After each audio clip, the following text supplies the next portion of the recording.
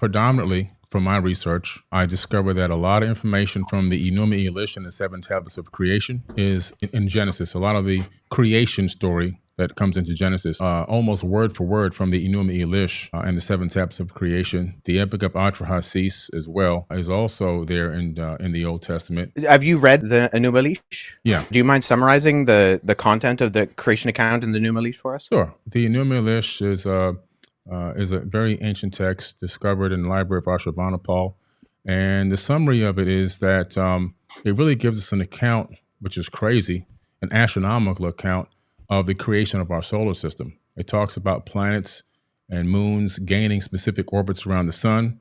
It talks about a huge planet named Tiamat, 46 times larger than Earth. Earth didn't exist at the time that this, according to the author of this text, which is pretty interesting. And then there talks about a nemesis of sorts. In the original version, it's called Nibiru, but in a more recent version, still thousands of years old, the name was changed to Marduk. Marduk is in the Jewish American Library, in the biblical text, in the Torah, and so forth. Very popular figure in ancient times in the religious books and text.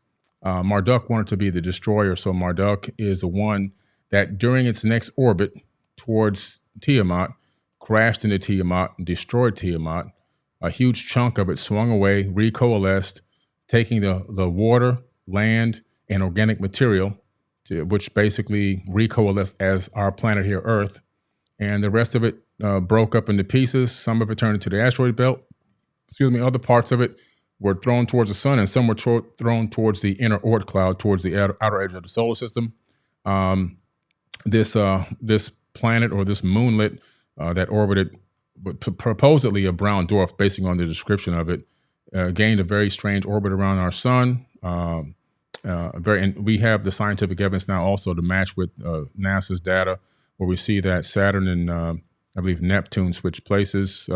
Uranus is flipped on its side, and that's more evidence that something came through our solar system in ancient times and gravitationally really tugged at planets here and switched up their orbits and even pulled the axis of a planet on its own side, where the equator is now running north and south. So a little bit of modern astrophysics kind of backs up what this ancient text is saying. But the Enuma Elish also then begins to talk about the fact that these beings, it kind of cuts into the fact that these beings, are on Earth and at some point begin to engage mankind. In other words, they didn't create people from scratch, but they engaged the existing hominid and began to utilize us as workers for their workforce. In the Atrahasis epic, you see a much similar story, slightly later date period, but still thousands of years old, the Epic of Atrahasis. And we see a very similar story. And we see where the sons of God literally came down to Earth. They came from Mars, according to this text, if you read the translation of the planet Mars and to English. And then they went to battle. They were going to go to battle in South Africa against Enki and Lil and Anu. And they come to terms without going to battle.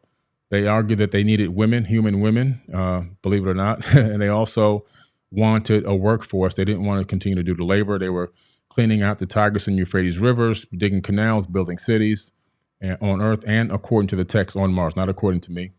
And a decision was made by Enki and Anu and Enlil to allow this experiment to happen, where they would take the existing hominid here. They would slay one of the gods, meaning that they would, in my opinion, that doesn't mean that they're going to kill it, but somehow some type of genetic modification or manipulation, in my personal opinion, that's my personal hypothesis. But in the end, it ends up being that human beings are now doing a lot of this labor and worshiping these people as gods, as they, my personal opinion, masqueraded as gods. So what are the parallels there? Separated the waters from the waters, for example. That's in the Enuma Elish, and that's also in the biblical text.